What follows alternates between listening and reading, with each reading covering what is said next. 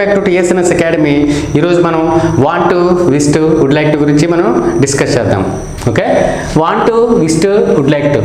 Want to, wish to, would like to ఏదైనా సరే పనిని చేయడానికి మన ఇష్టంగా ఉంది అని తెలియజేయడానికి. ఫర్ ఎగ్జాంపుల్, నేను నీతో మాట్లాడాలనుకో, I want to talk to you. నేను నీతో మాట్లాడడానికి ఇష్టంగా ఉంది అంటే మన ఎమోషన్స్ని మనం తెలియజేస్తున్నాం. మనకి ఎలా ఉంది, ఇష్టంగా ఉందా లేకపోతే కష్టంగా ఉందా. ఫర్ ఎగ్జాంపుల్, కొంతమంది అమ్మ నువ్వు వెళ్ళి మాట్లాడాలి సార్తో, అప్పుడు ఇష్టం ఉండదు. కానీ ఇక్కడ ఇష్టంగా ఉంటే తెలియజేయడానికి మనం ఉపయోగించే ఒక సహాయ క్రియ. For example, I want to learn new things అంటే నేను కొత్త విషయాలు నేర్చుకోవడానికి ఇష్టంగా ఉన్నాను, కొత్త విషయాలు నేర్చుకోవడానికి ఇష్టంగా ఉన్నాను అని తెలియజేయడానికి ఉపయోగించే సహాయ క్రియ ఈ want to. I want to eat biryani. నాకు బిర్యానీ తినాలని ఉంది, నాకు బిర్యానీ తినాలని ఉంది అంటే మన ఇష్టాన్ని తెలియజేస్తున్నాం. అప్పుడు వాంట్ టు అని తెలియజేయాలి. For example, I want to talk to you. నేను నీతో మాట్లాడాలని ఉంది, నీతో మాట్లాడాలని ఉంది అంటే want to, wish to, would like to. ఈ మూడాట్లకి కూడా మీనింగ్ ఒకటే, ఏదైనా పని చేయడానికి ఇష్టంగా ఉంది అని తెలియజేస్తాం. For example, I wish to celebrate your birthday. నాకు నీ బర్త్డే సెలబ్రేట్ చేయాలని ఉంది. I wish to celebrate your birthday. I wish to meet my friend. నా ఫ్రెండ్ని నేను కలవాలని ఉంది, నా ఫ్రెండ్ని కలవాలని ఉంది. ఇలా మనకి వాంట్ టు అనేది ఎప్పుడు చెప్పినా సరే వాంట్ టు పక్కన ఇమీడియట్గా మనకి మెయిన్ వెర్బ్ రావాలి. ఈ విష్ టు అన్నది ఏంటంటే ఆక్సిలరీ వెర్బ్ అంటే సహాయ క్రియ. అంటే for example, I learn new things అంటే నేను కొత్త విషయాలు నేర్చుకుంటాను. కానీ అదేంటి, నీ ఇష్టంతో నేర్చుకుంటున్నావా లేకపోతే మీ పేరెంట్స్ బలవంతంతో నేర్చుకుంటున్నావా అని తెలియజేయడానికి అంటే వాంట్ టు అనే ఒక సహాయక్రియ ఇప్పుడు ఉపయోగిస్తే నువ్వు అంటే నీకు ఇష్టంగా ఉంది తెలియజేయడం, నేర్చుకోవడానికి ఇష్టంగా ఉంది అని తెలియజేస్తుంది. I want to learn new things అంటే నాకు కొత్త విషయాలు తెలుసుకోవడానికి ఇష్టంగా ఉంది. I want to eat biryani. నాకు బిర్యానీ తినాలని ఉంది. For example, I want to prepare biryani. నాకు బిర్యానీ తయారు చేయాలని ఉంది. I want to go to school. నా స్కూల్కి వెళ్ళాలని ఉంది. I want to talk to you. నాకు నీతో మాట్లాడాలని ఉంది. ఇలా ఏదైనా సరే మన ఇష్టాన్ని తెలియజేసేదాన్ని want to, wish to and would like to. Want to అన్నది క్యాజువల్గా మన పేరెంట్స్ దగ్గర, మన ఫ్రెండ్స్ దగ్గర మనం మాట్లాడుతుంటాం. వాంట్ టు అన్నది ఇప్పుడు మాట్లాడతాం informal way to express our willingness అంటే మన ఇన్ఫార్మల్గా మన ఫ్రెండ్స్తో కానీ లేకపోతే మన ఇంటి దగ్గర మన పేరెంట్స్తో కానీ మాట్లాడేటప్పుడు mummy I want to eat biryani, లేకపోతే ఫ్రెండ్స్తో ఎవరైనా మాట్లాడితే we want to go to restaurant. ఇలా మనం ఫ్రెండ్స్తో కానీ లేదంటే మన పేరెంట్స్తో కానీ క్లోజ్గా ఉన్న వాళ్ళతో మాట్లాడేటప్పుడు informal way to express our willingness అంటే వాంట్ టు. విష్ టు అంటే విష్ టు అని మనం ఎక్స్ప్రెస్ చేసేటప్పుడు మనకంటే పెద్దవాళ్ళు, ఒక స్కూల్ ప్రిన్సిపల్స్ కానీ అఫీషియల్స్ తోటి ఎవరితో మాట్లాడాల్సి వచ్చినప్పుడు మన విష్ టు. ఫర్ ఎగ్జాంపుల్, ఇదే పెద్దవాళ్ళతో మాట్లాడే I wish to learn new things అంటే నాకు కొత్త విషయాలు నేర్చుకోవాలని ఉంది సార్ అని చెప్పేసి మనం పెద్దవాళ్ళతో కానీ ఎవరితో కానీ మాట్లాడతాం. సబ్జెక్ట్లో ఐ, వి, యూ, దే వచ్చినప్పుడు మాత్రం వాంట్ టు అని, విష్ టు అని మనం యూజ్ చేస్తాము. సబ్జెక్టు హీ, షీ, ఇట్ వస్తే వాంట్ టుకి వాంట్స్ టు అని వస్తుంది. అది ఇప్పుడు డిస్కస్ చేద్దాము. ఓకేనా? ఇప్పుడు ఏంటి నేర్చుకున్నాము? వాంట్ టు అంటే ఏంటి, మన విల్లింగ్నెస్ అంటే మన ఇష్టాన్ని తెలియజేసే ఏదైనా పని చెప్పడానికి మాత్రం ఈ వాంట్ టు అనే మనం ఒక ఆక్సిలరీ అంటే మీకు తెలుసు కదా, సహాయక క్రియ. ఇలాంటి వెర్బ్స్, ఆక్సిలరీ వెర్బ్స్ మనం నేర్చుకుంటే ఇంగ్లీష్ ఈజీగా మనం 20-30 డేస్లో నేర్చుకోవచ్చు. ఇంగ్లీష్ మనం ఎలా నేర్చుకుంటున్నాం కాదు, 20% లెర్నింగ్, 80% ప్రాక్టీస్.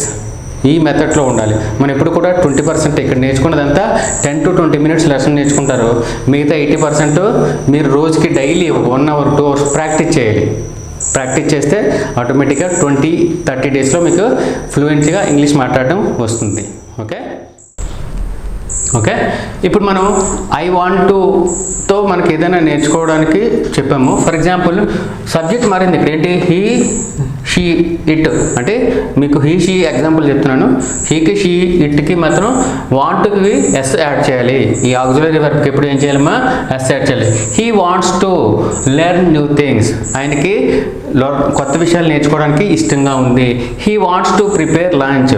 తనకి లంచ్ చేయడానికి ఇష్టంగా ఉంది. She wants to go to temple. ఆమెకి గుడికి వెళ్ళడం ఇష్టంగా ఉంది అంటే తన ఇష్టాన్ని తెలియజేస్తుంది. She wants to write homework. ఇలా మనకి థర్డ్ పర్సన్ సింగులర్స్ వచ్చేటప్పుడు మాత్రం వాంట్ టుకి ఎస్ యాడ్ అవుతుంది. ఆక్సిలరీ వెర్బ్కి వాంట్స్ అని మనకి ఎస్ యాడ్ అవుతుంది. ఓకే, ఈ రకంగా వాంట్ టు అంటే ఏదైనా పని చేయడానికి ఇష్టంగా ఉంది. అదే subject I, we, you, they. ఈ 4 సబ్జెక్ట్స్ వచ్చేటప్పుడు వాంట్ టు అని వస్తుంది.